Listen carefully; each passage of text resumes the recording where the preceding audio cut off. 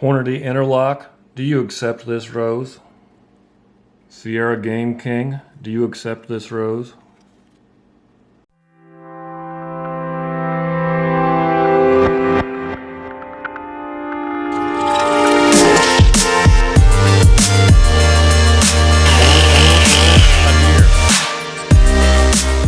So welcome back. I did things a little bit differently this time, and I want to kind of lay it out for you guys. Normally I talk for a little bit, tell what we're going to do, and then I shoot, and then we talk about the results. I want to back up and tell you guys exactly what I'm doing here, what I'm trying to accomplish, and hopefully it will help you on your own journey. If you're into reloading, maybe you're new to it, or maybe you just want to kind of start over this year. Maybe some of the things I say will kind of propel that. I guess, winter time, I decided I'm going to try some different bullets. So in the 7mm 08, the 140 grain bullet is what you would, I guess, say is the standard. It's what most loaded ammunition is comprised of. So I said I'm going to go to the 140s, standard for the 7mm 08 round. I'm going to take the three most popular or largest bullet manufacturers, I'm guessing anyway, which would be Sierra, Nosler, and Hornady. I'm going to take their least expensive bullets each one of those companies offer, try them. And when I say inexpensive, it doesn't mean they're bad. It just means they've been around for a long time. They're not the newest, flashiest, latest thing. So the Hornadys would be the Interlock, which I have no idea how long those have been out, but a long, long time. And then the Sierra is going to be the Gameking, and Nosler, I went with the ballistic tip, which is their, according to Midway USA, their least expensive bullet that they offer. So those are the three. From there, I said I'm going to take the max charge, the max book charge using the Hornady manual, and then I'm going to go 0.5 grain increments backwards. So three different charge weights. I'm going to use those same charge weights across all three of those bullets. I hope that makes sense to you.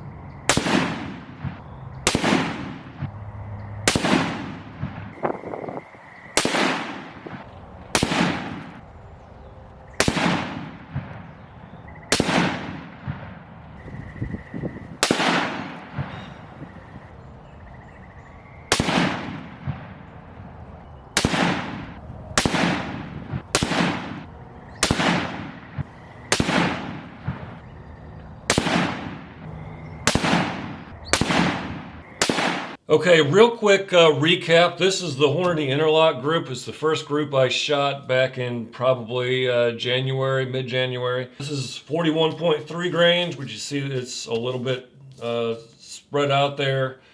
41.8, again, we're going up in 0.5 grain increments.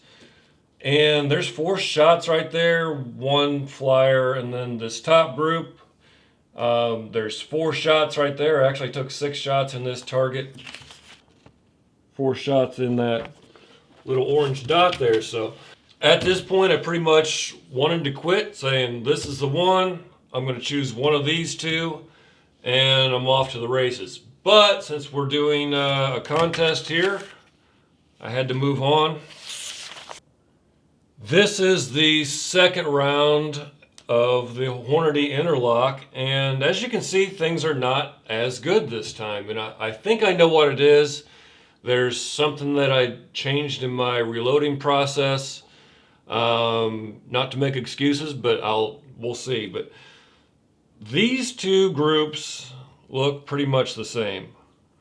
There's 41.9 grains and 42.1 grains. So splitting the difference, we'd go 40 grains. The shots are pretty much in the same spot, same size group. If I were to adjust my scope, we might have something like that and something like that. So a little bit outside of an inch and a half groups or so. And then this group shot the best last time, 42.3, but it shot the worst this time. So anyway, that's the Hornady Interlock groups. Let's move on to the Sierra. So this is our first round, and you can pretty much see how it went. 41.3, 41.8, 42.3, same as the first round of the Hornady Interlock. And the results, well, you can see what they are. Not quite as good, but that 42.3 grain group was about as good as most of the Hornady Interlock groups were. So here's our second round of Sierra groups, and this is the one I shot Wednesday of this week. As you can see, the low charge weight, 42.1, is kind of spread out, but we start to dial things back in, 42.3, which is what shot the best the first time I shot this bullet. And then I went 42.5 grains, just 0.2 grains above that. And other than that flyer up there, it's pretty much the same type of group as the 42.3 grains. So this one's obviously not a winner. So what I've done is I've picked out the best two groups that each of these bullets shot this week, and I'm going to determine a winner from that. As you can see, they're very, very similar. If I were to take that shot and move it in, that shot and move it in, that shot and move it in, that shot and move it in, you know, we can take our worst one from each one of those groups and move it into the rest of them, and it really would tighten things up a lot. So I'm sure you guys probably think kind of the same way. But I have to determine a winner from this, and I think I'm going to go with the Hornady Interlocks just because overall the targets, they were the most consistent.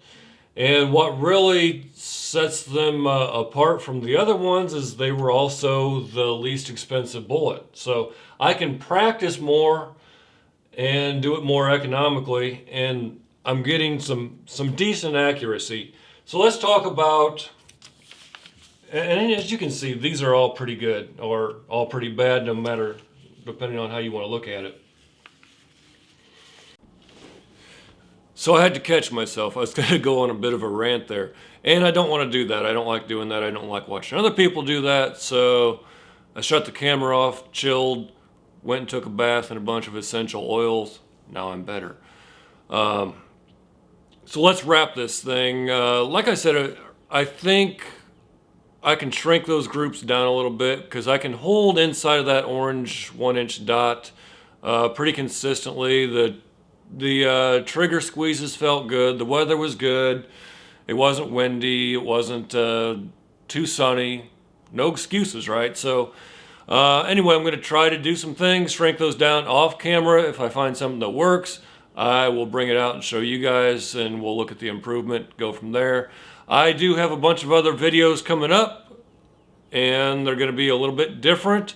I do have one more bullet I want to test. It's a Barnes bullet, 110 grain, and so I do want to test those, show those results. Same gun, obviously different powder charges, but anyway, that's for another time. But if you want to subscribe, if this is valuable to you, please do so. Link in the description below if you're interested in that handgun rest I showed you, the Trifecta Hybrid Hunter. What else?